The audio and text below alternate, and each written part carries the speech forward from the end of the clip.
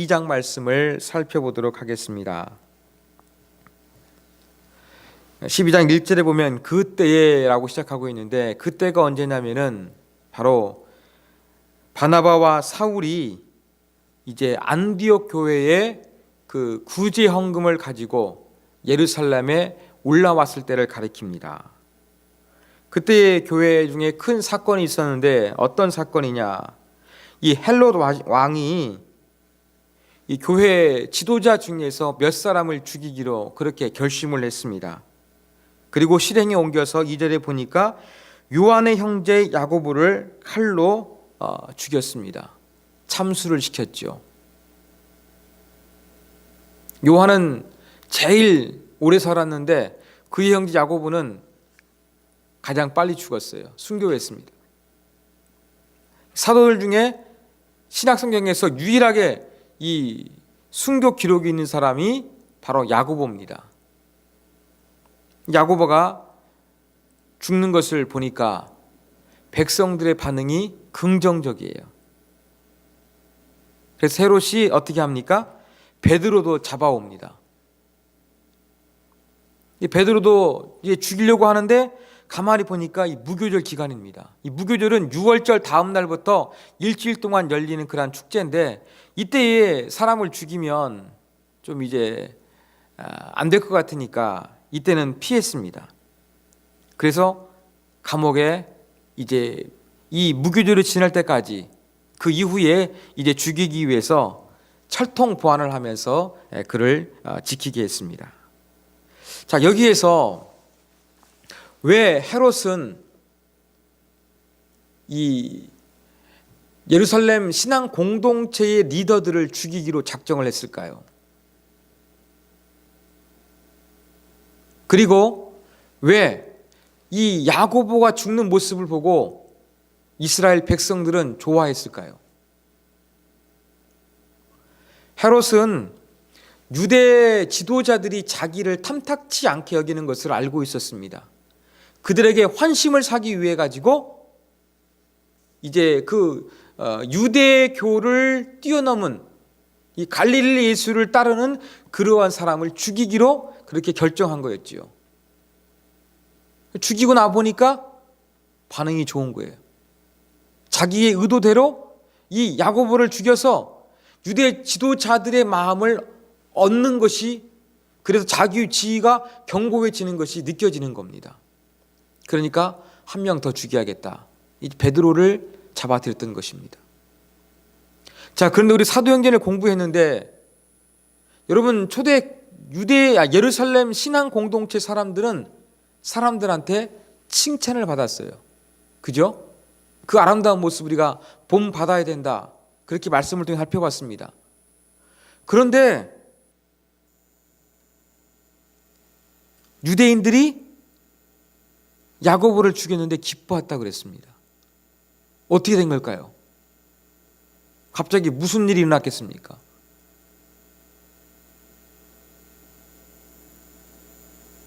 한번 우리가 이 부분을 생각해 볼 필요가 있습니다. 제가 말씀을 준비하면서 여기에 대한 자료는 보니까 거의 없더라고요.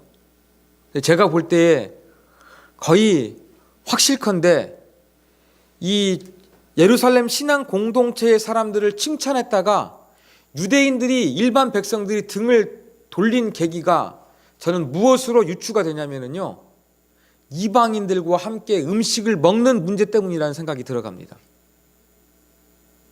처음에는 그들의 모습 보니까 정말로 도전이 되었어요. 많은 무리가 돌아왔어요. 그런데 조상 대대로 지켜왔던 이방인들과 함께, 할례받지 않는 자들과 함께 음식을 먹지 않았던 그 전통이 지금 깨어지고 있는 거예요. 그러니까 사람들은 이제 점점 이 기독교회에 대해서, 예루살렘 신앙 공동체에 대해서 등을 돌리기 시작했을 것입니다. 우리가 지난 시간에 살펴봤던 것처럼 여러분, 예루살렘 공동체 안에서도 이방인에도 이 고넬료에게도 성령이 내렸어요. 그럼에도 그것을 받아들인 것이 아니라 베드로가 왔을 때 비난했다고 우리 살펴보지 않았습니까? 신앙 공동체 안에서도 이방인과 교제하는 것을 반대하는 그룹이 있었는데 여러분, 일반 유대인들이야말로 어떻게 바라봤겠습니까? 기독교인들 저들 전과 뭔가 좀 좋은 줄 알았더니 못 쓰겠어. 완전히 그 이방인들하고 함께 먹고 마셔가지고 율법을 지키지 않아. 이런 식으로 돌아갔던 것으로 보입니다. 이러한 관점에서 나머지 문제를 보면 이해가 돼요. 베드로가 다시 한번 그 갈라디아서 2장에 나와 있는 것처럼 그렇게 식사하다가 도망간 이유도 저는 이해가 되는 거예요. 이 예루살렘 공동체 안에서 처음에는 좋은 신앙의 모습 보면서 도전을 받았는데 이방인들과 함께 교제하는 모습을 보면서 아마 이 일반 백성들의 마음이 기독교에 대해서 부정적으로 바뀌었던 것이 거의 확실합니다. 이러한 관점에서 보면은 왜 베드로도 머뭇거렸는가 저는 이해가 됩니다. 자, 베드로가 갇혔습니다. 교회가 어떻게 합니까? 간절히 하나님께 기도했습니다. 그리고 이제 헤롯이 그를 처형하기 전날 이제 베드로는 간수들 사이에서 졸고 있는데 하나님의 사자, 주의 사자가 나타나서 베드로를 깨우는 거죠. 일어나라 이야기하고 8절에 보니까 신을 실으라, 겉옷을 입고 따라오라 한대. 이런 부분들을 통해서 이제 베드로를 불러냅니다.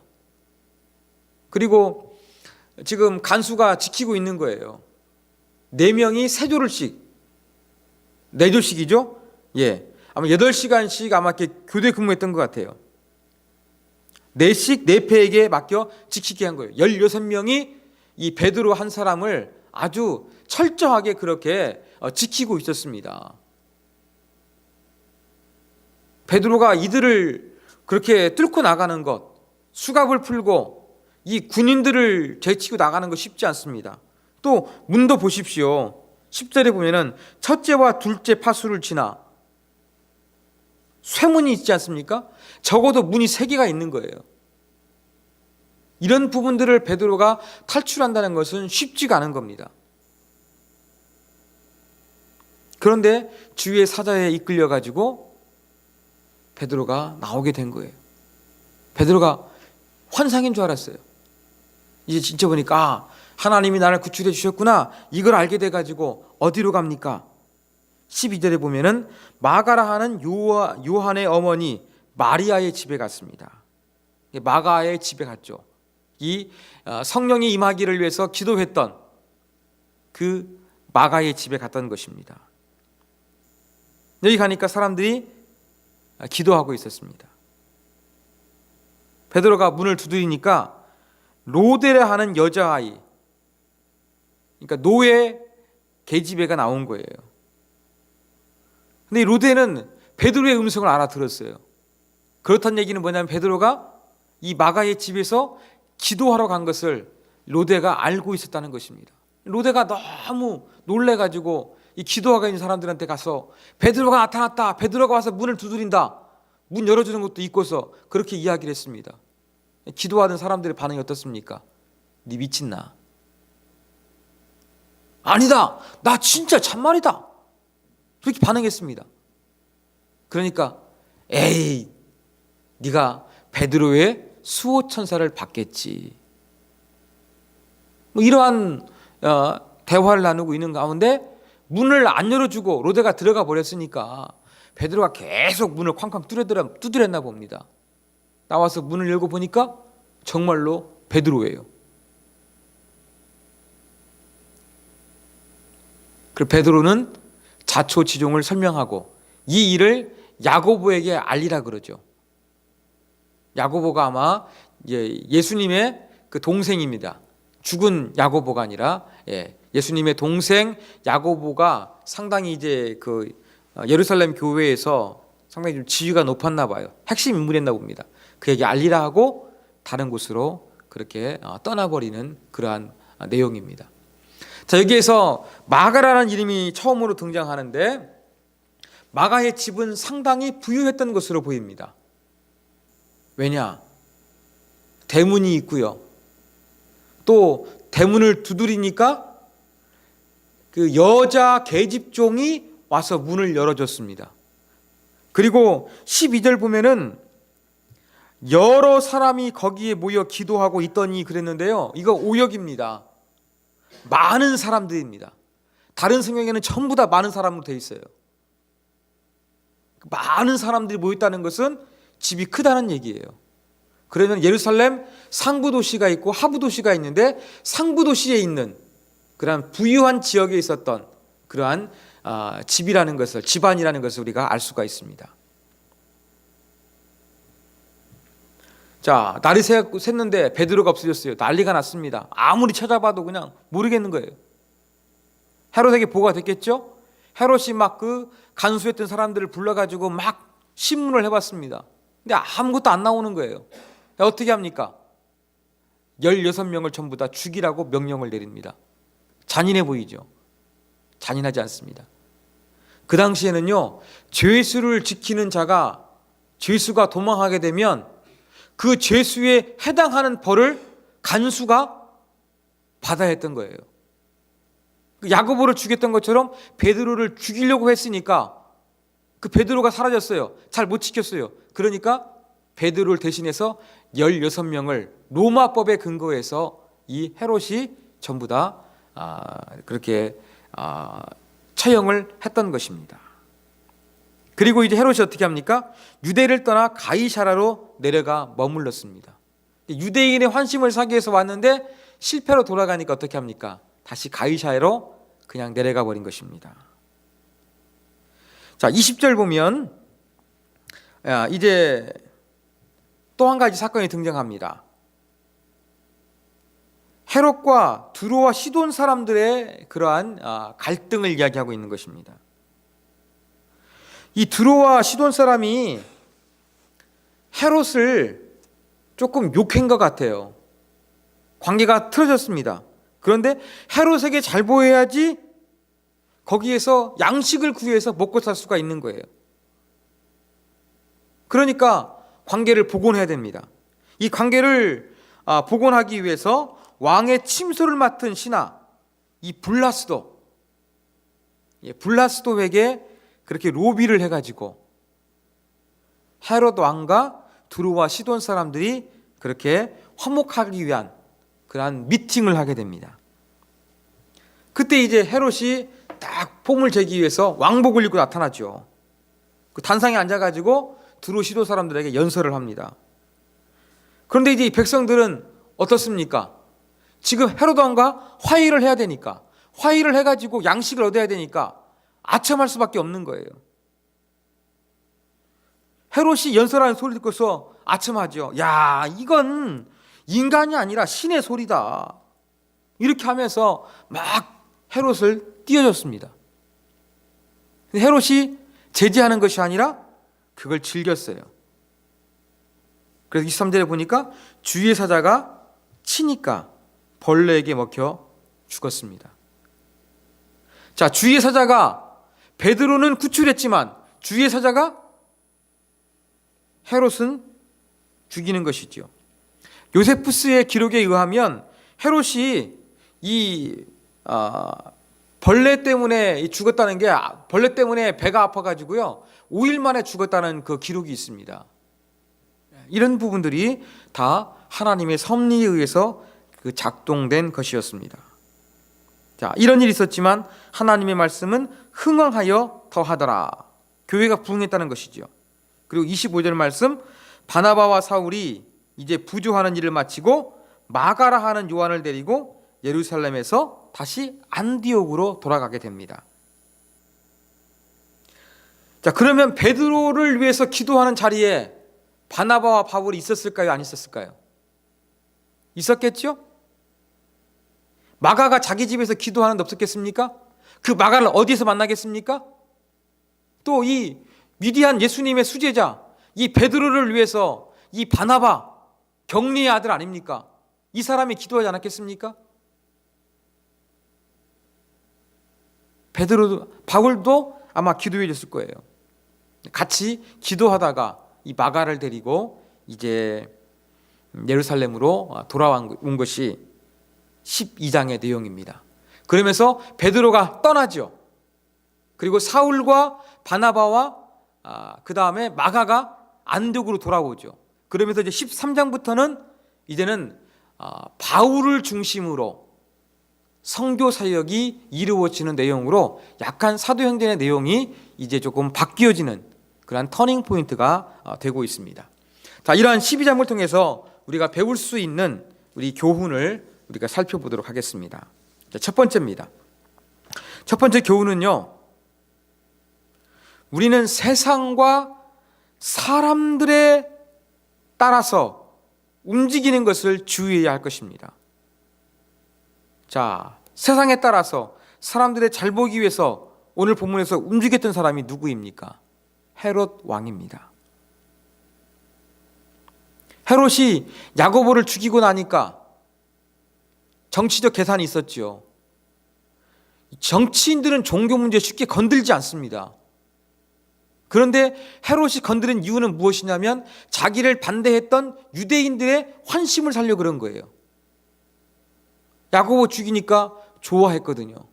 자기를 지지해 주거든요. 베드로를 죽이려고 했던 것입니다.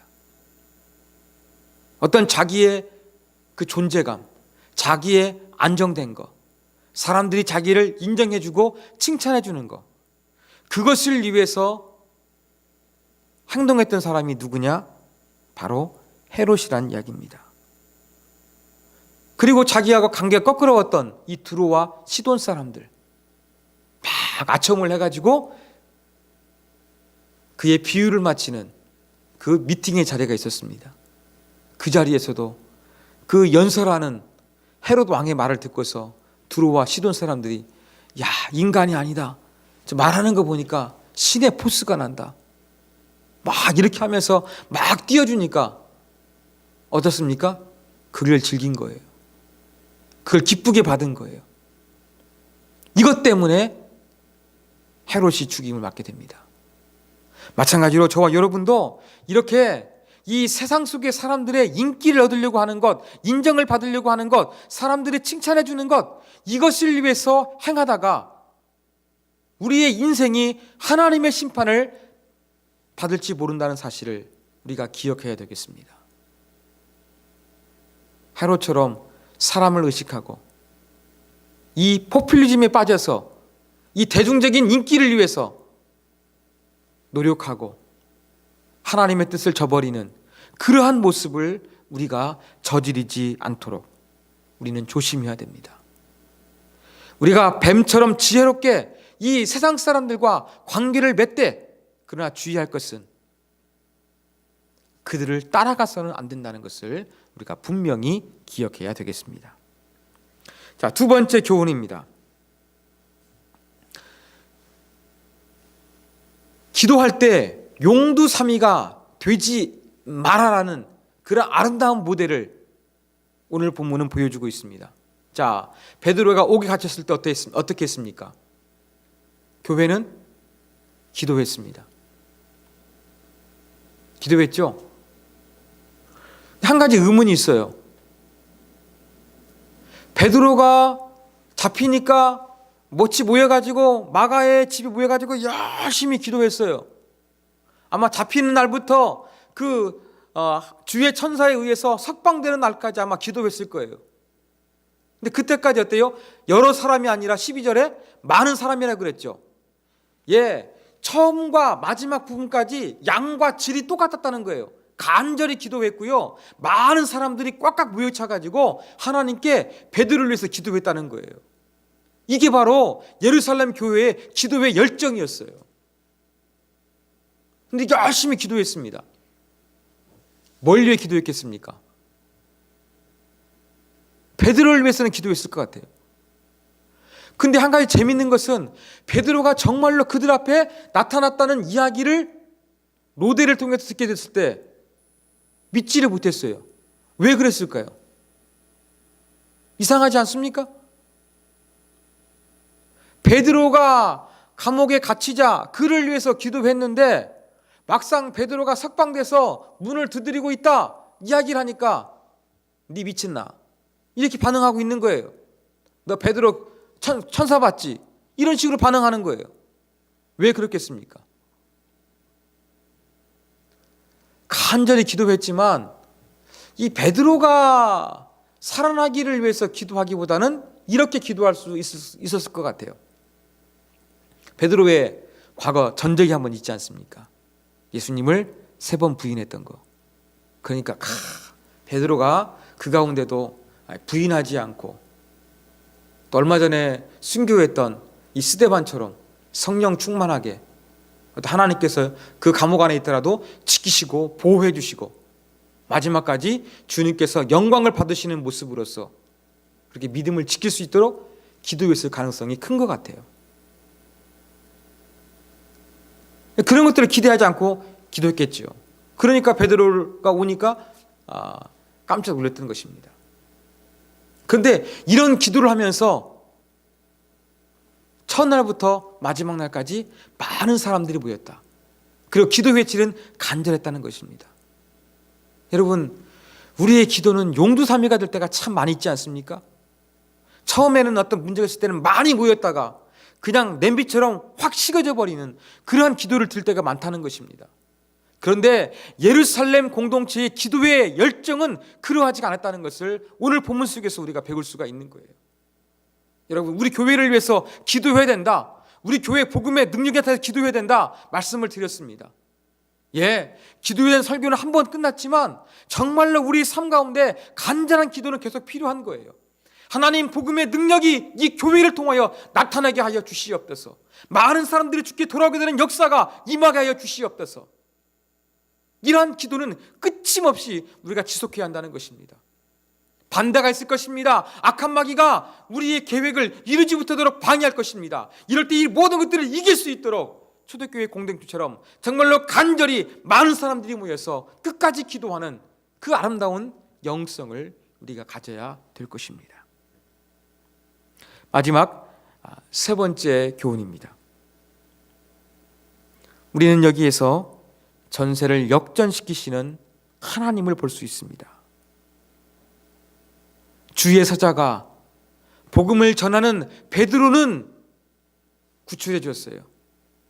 그렇지만 하나님의 사람들을 그렇게 죽였던, 베드로를 죽이려고 했던 이 헤롯 왕은 주의 사자로 말미암아 죽임을 당하고 말았습니다.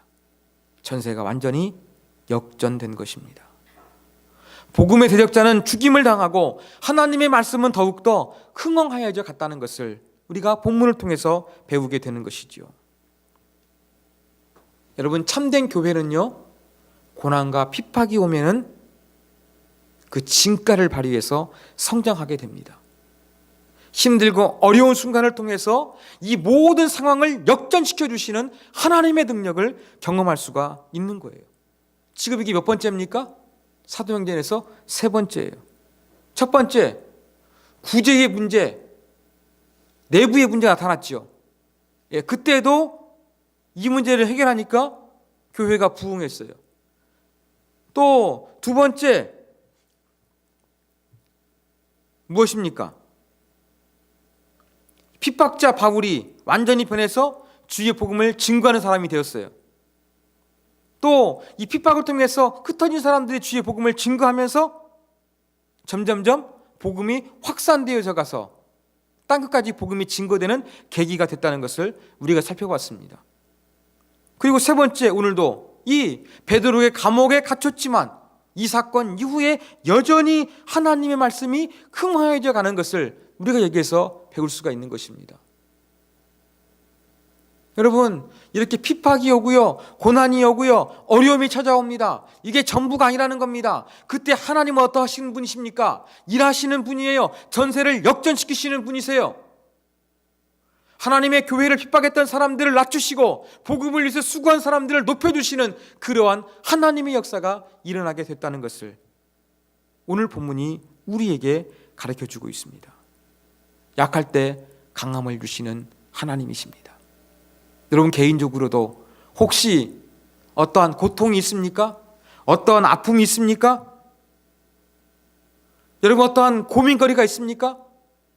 하나님은 왜 이렇게 나에게 이렇게 힘들고 어려운 상황을 허락하시는 것일까? 그러한 의문점이 들 때가 있지 않습니까?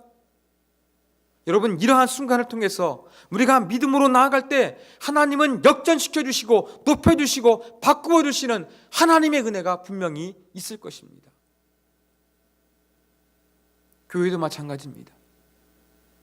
교회가 힘들고 어렵고 또 분쟁이 일어나고 뭔가 심상치 않은 기류가 있을 때 오히려 그것을 통해서 하나님, 교회가 성장되게 하여 주시옵소서, 교회가 부흥되게 하여 주시옵소서, 하나님의 능력을 경험하게 하여 주시옵소서, 그러한 믿음으로 나아가야 될 것입니다.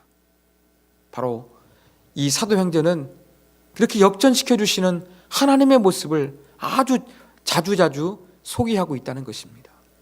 우리가 믿고 섬기는 하나님, 이러한 하나님이십니다. 내 개인적인 고통과 어려움, 우리 교회적인 힘듦과 어려움, 이 모든 것들을 바꾸어 주시는 하나님이 분명히 역사하신다는 사실을 믿고서 이렇게 위기가 있을 때처럼, 아까 말씀드린 대로 정말 예루살렘 신앙 공동체처럼 양과 질적으로 처음부터 끝까지 동일하게 간절히 기도하면 하나님께서 우리를 높여주시고 하나님의 살아계신 놀라운 역사를 보여주실 것입니다. 이것을 바라보며 나아가라고, 이러한 하나님을 기대하라고 사도행전 12장은 저와 여러분에게 교훈하여 주고 있습니다. 다 같이 오늘 우리에게 주신 하나님의 말씀 붙잡고 우리 한번 기도하기를 원합니다. 12장의 말씀을 통해서 우리가 교훈을 삼아야 될 이 제목들을 붙잡고 하나님 앞에서 내가 정말로 아름다운 모습으로 신앙생활하며 하나님께 영광 돌리게 하여 주옵소서. 같이 우리 기도하도록 하겠습니다.